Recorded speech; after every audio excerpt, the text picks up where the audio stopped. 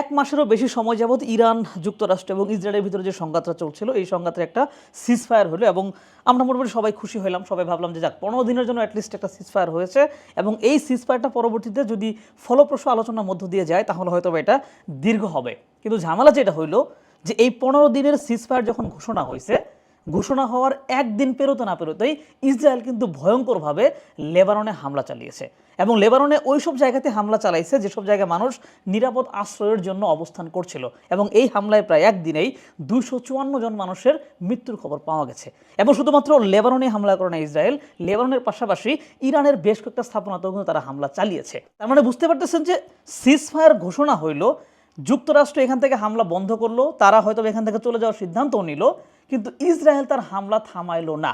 তার মানে এখান থেকে একটা সন্দেহ কিন্তু উঠতেছে, সেটা হচ্ছে এখানে যে সংঘাতটা চলছিল, যুক্তরাষ্ট্র দেখলো যে ইউরোপের দেশগুলো তাকে সহযোগিতা করতেছে না, মধ্যপ্রাচ্যের দেশগুলো হচ্ছে আক্রান্তের শিকার হচ্ছে, সে নিজে একা একা এখানে প্রচুর পরিমাণে ব্যয় করতেছে, কিন্তু আলটিমেটলি খুব একটা ভালো সুবিধা করে উঠতে পারতেছে না। তার মানে তার এই জায়গা থেকে বেরিয়ে যাওয়া দরকার ছিল।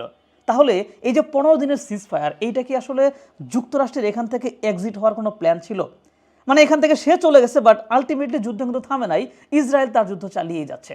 হয়তোবা তাদের এখনকার প্ল্যান যে ইসরায়েল তার যুদ্ধ চালিয়ে যাবে, যুক্তরাষ্ট্র তাকে হেল্প করবে, সাপোর্ট দিবে, গ্রিন সিগন্যাল দিবে, ইত্যাদি ইত্যাদি। কিন্তু অন্যদিকে যুক্তরাষ্ট্র নিজে এই যুদ্ধের ভিতরে আর থাকলো না, তার খরচটা কমলো।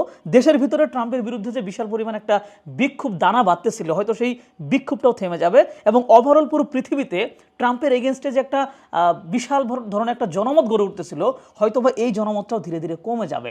কিন্তু আলটিমেটলি ইরানের উপর যে আগ্রাসন, কিংবা লেবাননের উপর আগ্রাসন, এদিকে হচ্ছে ফিলিস্তিনের উপর যে আগ্রাসন, এইটা কোনোভাবেই কমবে না।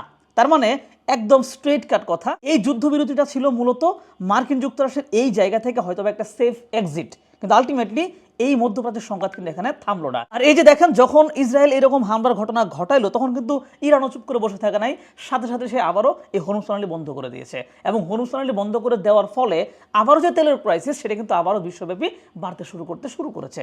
তার মানে আলটিমেটলি কি হলো? কিছুই হলো না, সংঘাতের জায়গাতে থেকে গেল, জাস্ট মার্কিন যুক্তরাষ্ট্র এই জায়গা থেকে হয়তোবা বেরিয়ে গেল। এখন দেখা যাক সামনে এটা কতটা ভয়ঙ্কর হয়, যুক্তরাষ্ট্র আবারও ফিরে আসে কিনা, আমরা দেখতে থাকি।